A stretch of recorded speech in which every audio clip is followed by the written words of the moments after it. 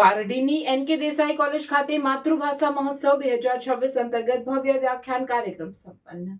વિશ્વ માતૃભાષા દિવસ નિમિત્તે Gujarat Sahitya Akademi, Nirmalaben Kishorbhai Desai science and commerce college, Tanmay charitable trust તથા આર્ય સંસ્કારધામના સંયુક્ત ઉપક્રમે ગતરોજ 16 ફેબ્રુઆરી 2026ના દિને સવારે 11 કલાકે Pardi education society college campus ખાતે માતૃભાષા સપ્તાહ અંતર્ગત માતૃભાષા મહોત્સવ 2026નું ભવ્ય આયોજન કરવામાં આવ્યું હતું.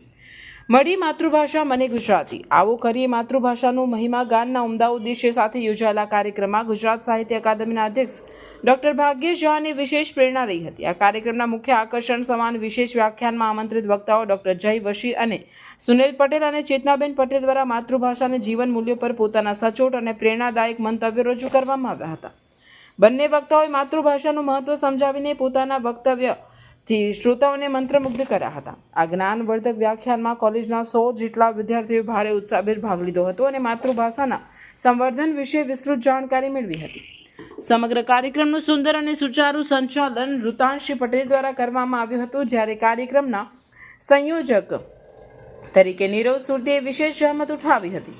કોલેજના આચાર્ય તપનસિંહ પરમાર અને ગુજરાત સાહિત્ય અકાદમીના મહામાત્ર ડોક્ટર જયેન્દ્રસિંહ જાદવના નિમંત્રણ થકી આ કાર્યક્રમ સફળતાપૂર્વક પાર પાડ્યો હતો. કાર્યક્રમના અંતિમ ચરણમાં કોલેજના campus director doctor Dipesh Shah અને પારડી એજ્યુકેશન સોસાયટીના પ્રમુખ હેમંતભાઈ દેસાઈ દ્વારા કાર્યક્રમમાં ઉપસ્થિત તમામ મહાનુભાવો, વક્તાઓ અને વિદ્યાર્થીઓનો આભાર વ્યક્ત કરી સૌને ઉષ્માભેર અભિવાદન પાઠવવામાં આવ્યા હતા. માતૃભાષાના ગૌરવને વધારતો આ કાર્યક્રમ સૌ માટે એક યાદગાર અને પ્રેરણાદાયી પ્રસંગ બની રહ્યો હતો. एक्चुअली એટલા જ જો સુખી હોય તો અમારા જેવા મોટિવેશનલ સ્પીકરની કઈ જરૂર નહીં પડે. બરાબર દિલેશ? આમાં પરિસ્થિતિ એ છે કે કેરેક્ટર સાથે બહુ જ અંગત રીતે જે જોડાયેલું છે ને એ બેને વાત કરી તેમ પોતાની વિચારધારા હોય ને એ કેરેક્ટર બનાવે.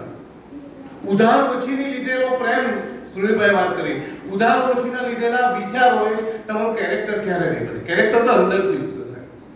અંદર કોક રસ્તા પર એક્સિડન્ટ થયો હોય અને એને મદદ કરવાની જગ્યાએ આપણે રીલ્સ બનાવતા હોઈએ, ત્યાં નક્કી થાય કે આપણું કેરેક્ટર શું છે.